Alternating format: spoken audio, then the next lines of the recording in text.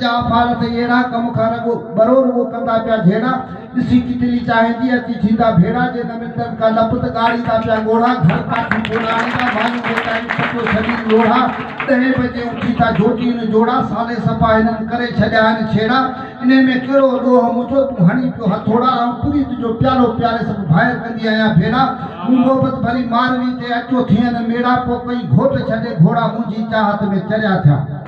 भले चाहेंगे जवाब तुझी चाहत में चलिया थी कई घोटन छजा घर तो नशो दे नीह जो सुना कया सर विहारे छदी वेचारन के सफा झले घर तू आए बीमारी पैदा थी गैस आए शुगर तू अजी कया खीर मखण लसी धौरे के चढ़ी विया दर ना मर्द मर्द थिया जेके माल चारींदा वा मेहर डाटा केमिकल के आणे तो कया वडा कहर 20 साल की जमार में तो सबको करे कलर को साले सरासर को सुन गई संसार में भले चाहे जवाब दे तू सुन न कया संसार में मुझे अमताणी करे तुबार मु आए मोहब्बत तू पैदा थियूं थिया कुर्ब करार एक जना हथ हथन में देई वञ होटल में वेंदा होशियार चवंदा टेबल वारे खे तू चायूं खणी अची चार ऐं 5 रुपए में थी जान छॾाया हिकदमि हेकार ऐं तकड़नि खे थी तरसाया रखी मोहब्बत जी मयार पोइ पियो ढुक मुंहिंजो सबको थिए सवार मूं ते ॾे न मयार ऐं राणी आहियां राज जी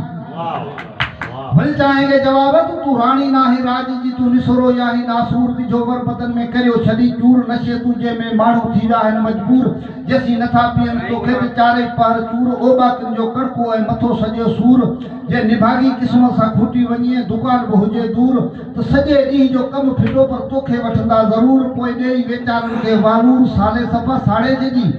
भले चाहे जे तो मु वेचारन के वालू न दिना मुजा इनन ते आमताणी थई आई शान के घर किस्मत सा को अची वी दो मेहमान तो घणो करे कुकड़ को आइन दिस कान प्यारे ढुक चाहे जो छडाए वी कान जो कोठ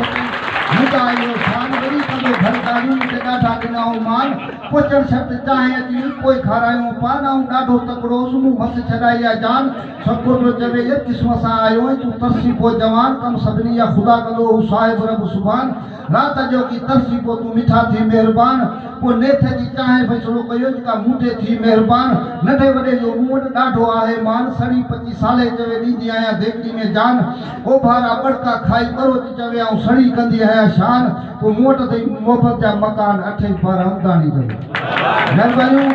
हरी कंपनी मेहरबानी अजा मवाद घणो आहे बाकी कचारी